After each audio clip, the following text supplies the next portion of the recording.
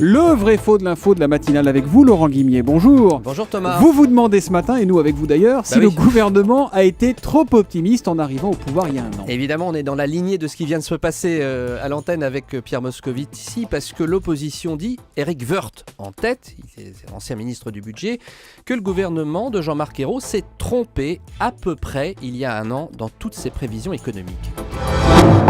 Rien n'a été respecté dans les prévisions. Les déficits publics sont plus importants, les dépenses publiques sont plus importantes, la dette est plus importante et aujourd'hui, évidemment, la pression fiscale est plus importante que ce que prévoyait le gouvernement. Alors, on va reprendre tout ça dans l'ordre. Les déficits, les dépenses publiques, la dette et la pression fiscale.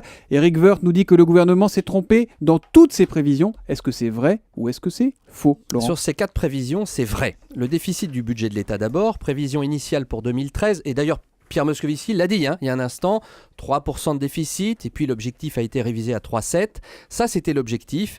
La semaine dernière, Bercy a reconnu qu'on n'y arriverait pas complètement malgré les hausses d'impôts. Deuxième prévision, les dépenses publiques. Globalement, c'est tout ce que dépense l'État, les collectivités locales et puis les dépenses de santé.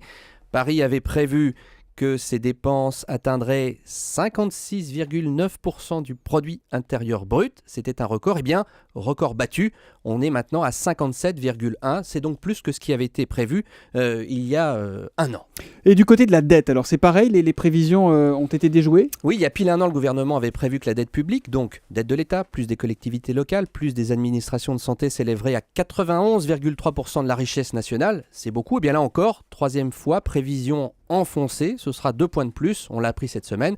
Et pour être très concret, la dette, c'est 30 000 € par Français. Idem pour la 4e prévision, mais enfin là je vais vite puisqu'on vient d'en parler, pression fiscale, un peu plus forte fin 2013 que prévu. D'ailleurs, j'ai vérifié, Pierre Moscovici a commencé l'interview en disant que les prélèvements obligatoires avaient encore plus augmenté sous Nicolas Sarkozy.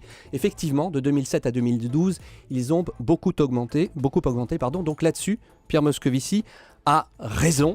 Et voilà ce que je peux dire. À chaud, vraiment à chaud par rapport à ce qu'a dit le ministre de l'économie. 30 000 € de dette par Français, on est 5 dans ce studio. Ça veut dire qu'il y a 150 000 € de dette dans ce studio en ce moment sur Europe 1. Exactement. C'est incroyable. Merci Laurent Guimier. Le vrai faux de l'info, tous les matins sur Europe 1.